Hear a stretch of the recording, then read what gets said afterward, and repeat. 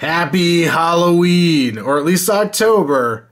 Today on Outside the Box Reviews, we are kicking off a month of horror, and we're starting with one of my childhood favorites, gateway drugs into horror, Gremlins. Specifically, the NECA Gremlins Series 1 George figure. The Gremlin line is a line I stayed away from. Even though it was a childhood favorite, I just avoided it. I picked up the Gizmo because I had Toys R Us cash that was going to expire, and I was not thrilled with that figure.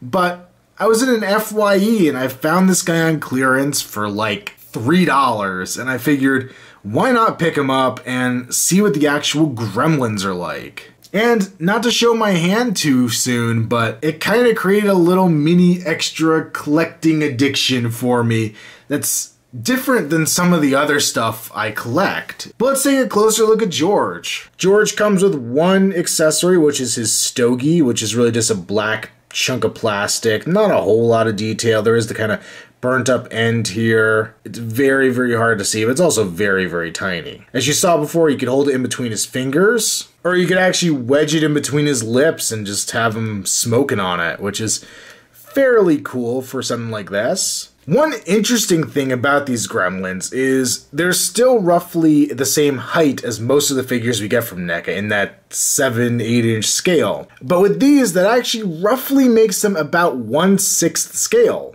which is fairly unique. Most of NECA's stuff is, I believe, around 1/9 scale, and 1/6 scale is the same that you get with like a Sideshow figure or a Hot Toys figure. So if you really wanted to, you could have some custom humans to go along with these and have a real 1/6 Gremlins display, which is kinda neat. And I'd say George has a face here that only a mother could love, but since we know Gremlins reproduce asexually, I guess that's kind of irrelevant. But there is some great sculpting detail on here. I already kind of pointed out his big lips. You could see his teeth in there behind them, looking very sharp and vicious. He's got his red kind of cat slit eyes with some great paint detail.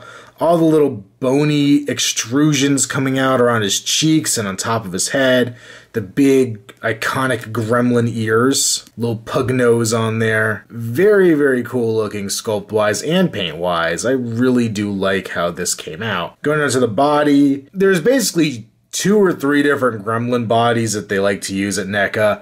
This is the fatter of the two. There's a skinnier version, but this one kind of has a pot belly to it. And it still has the ridge here in the back. Some nice scale work going on. Some of the brown added in really looks nice. The arms also kind of have little bony parts here. More scales on it. Some nice stripes. Some cool looking hands with long, creepy looking fingers. Definitely looks like a gremlin. That's what it's supposed to be. So it works pretty well. Down here on the legs are kind of shorter, stubbier, more stripes, and the big open gremlin feet, which make these guys really easy to stand up, which I'm thankful for. And of course, back here we have the little gremlin tail. For articulation, he has a ball joint at the base of his neck that has an okay range of motion. Can't do much side to side, can't do much up and down, and you can rotate it just fine. Pin socket at the shoulders, you can do 360, and you can do in and out very well. You can bend at the elbow, but it's only about 45 degrees, and then you can rotate. Ball joint at the hands. This is a little weird because the hands basically bent 90 degrees on the sculpt, and then you can rotate it from there. So you can't really get his hands to come in too far. They're always kind of outstretched. Same over on this side. The legs are on a ball joint down here, very simple ball joint, so they can rotate and they can go in and out a little bit. We have a bend at the knee, and then we have a ball joint basically at the back bend part of the leg, which is technically the ankle, but it gives a fair range of motion, really just helps you stabilize him to pose him. So I really like the sculpt on George. The articulation is lacking a bit, but it works enough for the character. I'm gonna give him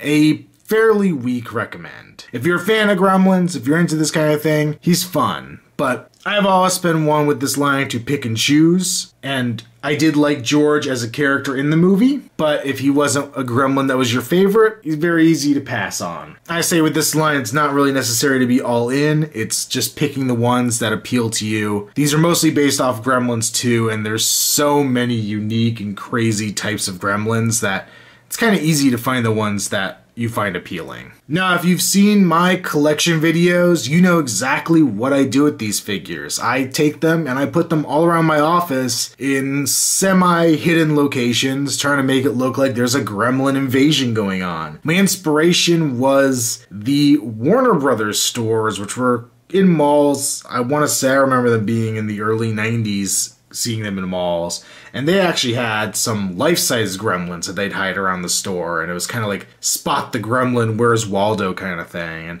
I always loved it as a kid. And as I said, Gremlins was my gateway movie into a lot of the horror stuff. It was the first really scary movie that I ever watched repeatedly. Maybe that and like Jurassic Park or something. Make sure you check out Outside the Box Reviews on Facebook, be a link below. Also check out Outside the Box Reviews on Instagram, username Outside the Box Reviews on there. And until next time, this has been another Outside the Box Reviews. And if while you're watching these videos this month, your computer starts acting up, or your phone starts being a little goofy, make sure you keep the water away, put away all your food after midnight, and turn on all the bright lights. Because you never can tell. There just might be a gremlin in your house.